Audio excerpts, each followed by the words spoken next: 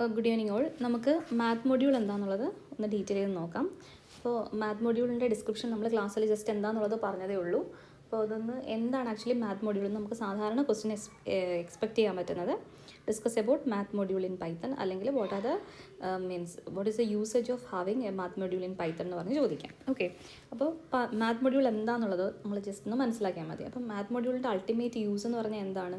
Mathematical calculations അല്ലെങ്കിൽ mathematical functions use ചെയ്യാൻ വേണ്ടിയിട്ട് നമുക്കൊരു ഷോർട്ട് ട്രിക്കായിട്ട് നമുക്ക് ആരെ യൂസ് ചെയ്യാം?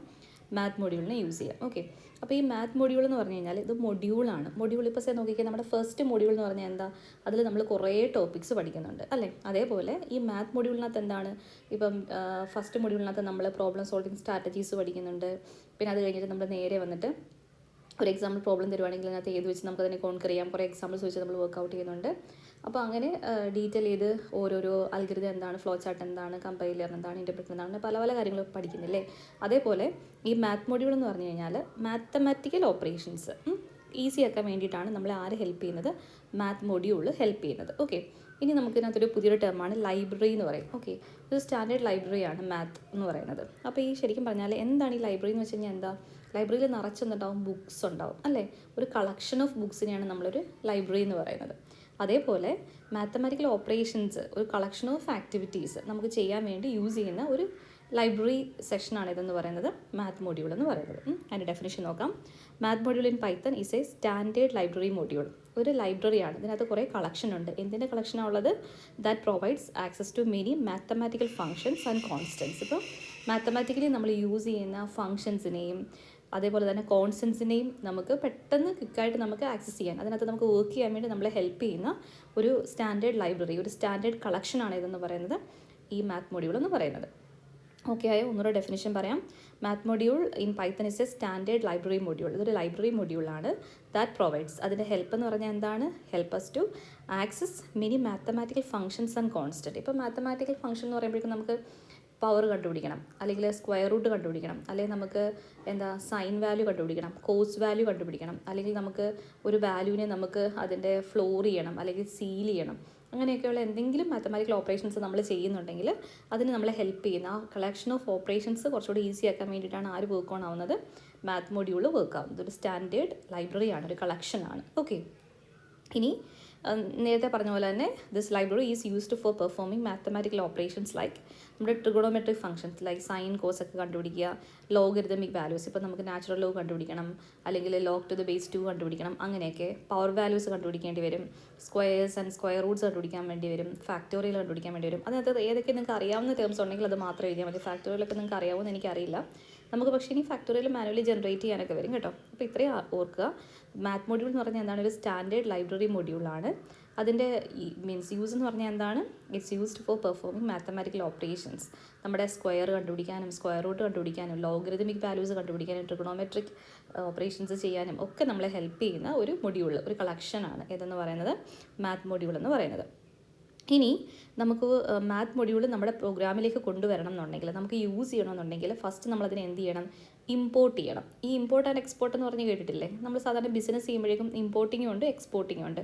എക്സ്പോർട്ട് ചെയ്യുക എന്ന് പറഞ്ഞാൽ എന്താ? പുറത്തേക്ക് കൊടുക്കുന്നത്. ഇമ്പോർട്ട് ചെയ്യുക എന്ന് പറഞ്ഞാൽ എന്താ? നമ്മുടെ നാട്ടിലേക്ക് കൊണ്ടുവരുന്നത്. ഓക്കെ, അപ്പോൾ നമ്മൾ മാത്ത് മൊഡ്യൂളിനെ നമ്മൾ എന്ത് ചെയ്യണം? നമ്മുടെ പ്രോഗ്രാമിൽ അല്ലെങ്കിൽ നമ്മൾ യൂസ് ചെയ്യുന്നതിന് മുന്നേ വി ഹാവ് ടു ഇമ്പോർട്ട്. അതിനെ നമ്മൾ എന്ത് ചെയ്യണം? ഇമ്പോർട്ട് ചെയ്യണം, കൊണ്ടുവരണം നമ്മുടെ പ്രോഗ്രാമിലേക്ക്. ഓക്കെ, സോ അതിന് വേണ്ടി യൂസ് ചെയ്യുന്ന ഒരു സ്റ്റേറ്റ്മെൻറ്റാണ് ഇമ്പോർട്ട് മാത്ത്. ഓക്കെ, എങ്ങനെ എഴുതുന്നത്? Import space math. അപ്പോൾ എന്ത് ചെയ്യും?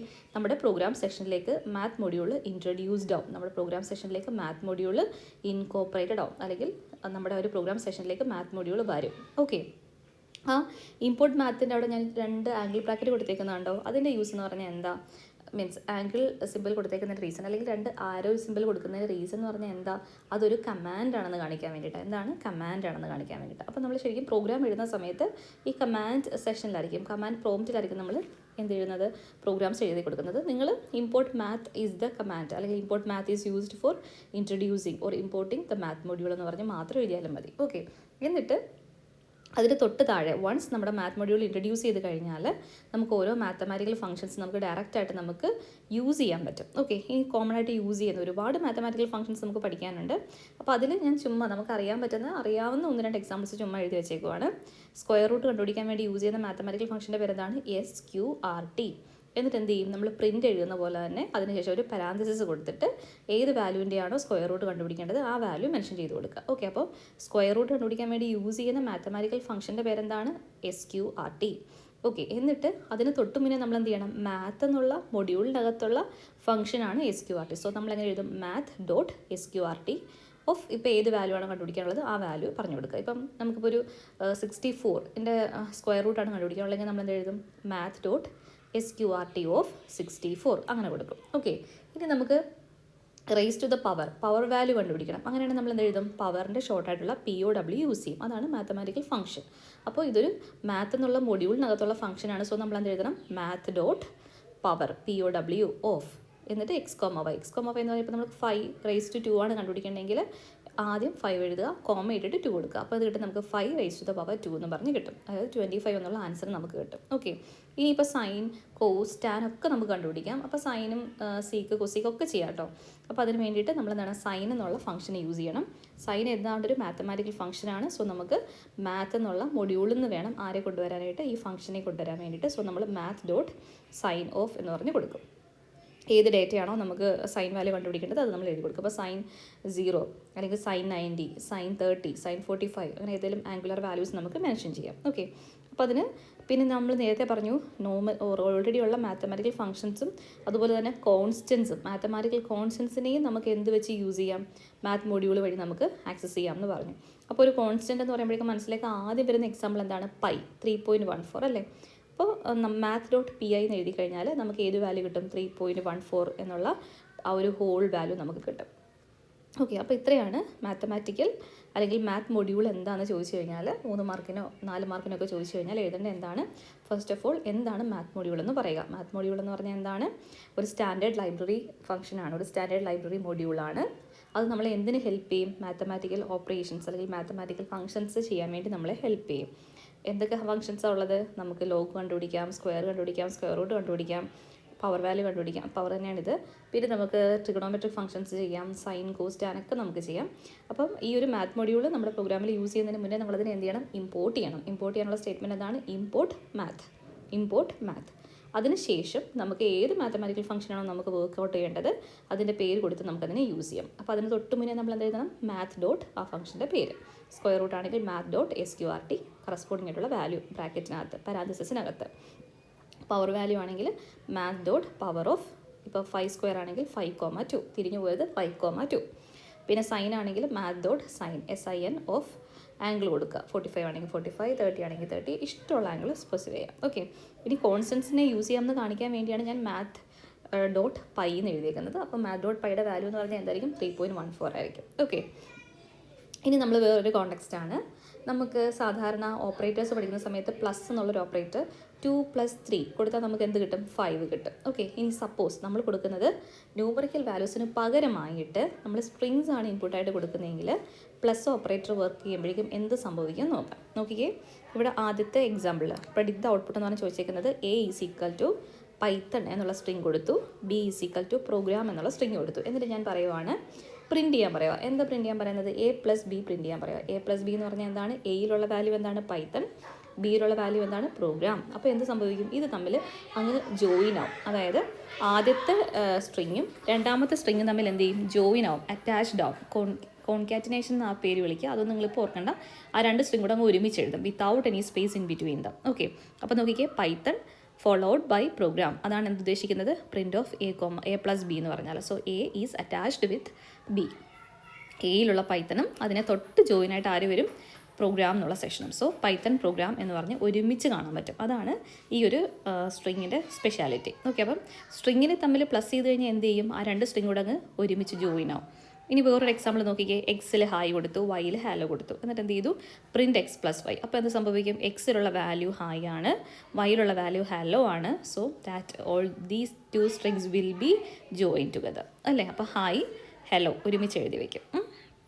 പിന്നെ വേറൊരു ടൈപ്പ് ഓഫ് ക്വസ്റ്റ്യൻ ആണ്, കമ്പാരിസൺസ് എങ്ങനെ വേണമെങ്കിലും ചോദിക്കാമെന്ന് ഞാൻ പറഞ്ഞു. അതിൽ ഞാൻ ചുമ്മാ ഒരു എക്സാമ്പിൾ വേണ്ടിയിട്ട് എഴുതിയേക്കുവാണ്. അൽഗരിതം ആൻഡ് സ്യൂഡോ കോഡ് തമ്മിൽ കമ്പയർ ചെയ്യാൻ വേണ്ടി ചോദിക്കാം. അപ്പോൾ നിങ്ങൾക്ക് ഓൾറെഡി അറിയാം, first what is an algorithm എന്ന് പറയുക. അൽഗരിതം എന്ന് പറഞ്ഞാൽ എന്താണ്? Step by step procedure to solve a problem. വേറെ pseudo code is a structured code like representation of an algorithm. ഒരു കോഡ് ലൈക്ക് സ്ട്രക്ചറിനെയാണ് നമ്മൾ എന്തെന്ന് വിളിക്കുന്നത്? സ്യൂഡോ കോഡ് എന്ന് വിളിക്കുക. ഇവിടെ നമ്മൾ അൽഗരിതം എഴുതുമ്പോഴേക്കും നമുക്ക് പ്ലെയിൻ ഇംഗ്ലീഷ് ലാംഗ്വേജ് യൂസ് ചെയ്യാൻ പറ്റും. പക്ഷേ കുറച്ചുകൂടെ പ്രോഗ്രാമിംഗ് സ്റ്റൈൽ അല്ലെങ്കിൽ പ്രോഗ്രാമിംഗ് യൂസ് ചെയ്യുന്ന കൺസ്ട്രക്ട്സ് ആണ് നമ്മൾ എവിടെ യൂസ് ചെയ്യുന്നത്? സ്യൂഡോ കോഡിൽ യൂസ് ചെയ്യുന്നത്. So it's A structured way of representing an algorithm. Then ഇവിടെ നമ്മൾ അൽഗരിതം എന്ന് പറഞ്ഞാൽ എന്താണ്? നമ്മൾ ലോജിക്കിനെ പറ്റിയിട്ടാണ് പറയുന്നത്. We are not bothering about how the code is to be generated. നമ്മൾ എന്താണോ നമ്മളുടെ പ്രോഗ്രാം സോൾവ് ചെയ്യാനുള്ള ലോജിക്ക്, അത് നമ്മൾ ഡിസ്ക്രൈബ് ചെയ്യുന്നതാണ് അൽഗരിതം. ഇനി ആ അൽഗരിതത്തിന് നമ്മളെങ്ങനെ കോഡാക്കി മാറ്റാം, എന്തൊക്കെ സിൻടാക്റ്റിക്കൽ സ്ട്രക്ചേഴ്സ് നമുക്ക് കൊടുത്തു കഴിഞ്ഞാൽ ഈ ലോജിക്കിനെ ഒരു കോഡാക്കി മാറ്റാം എന്നാണ് ആര് പറഞ്ഞിരുന്നത്? സ്യൂഡോ കോഡ് പറഞ്ഞത്. So algorithm is purely based on is A kind of logic design. വേറെ സ്യൂഡോ കോഡ് എന്ന് പറഞ്ഞാൽ എന്താണ്? കോഡിൻ്റെ പ്രിപ്പറേഷനെയാണ് നമ്മളെന്തെന്ന് വിളിക്കുന്നത്? സ്യൂഡോ കോഡ് എന്ന് വിളിക്കുന്നത്. നമ്മുടെ കോഡ് എന്ന് പറഞ്ഞാൽ എന്താണ്?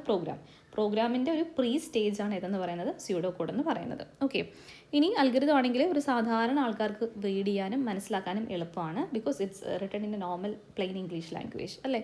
ഇനി സ്യൂഡോ കോഡ് എന്ന് പറഞ്ഞാൽ എന്താണ്? ഒരു പ്രോഗ്രാമിംഗ് കോഡ് ലൈക്ക് സ്ട്രക്ചറാണ് ഇത് ഫോളോ ചെയ്യുന്നത്.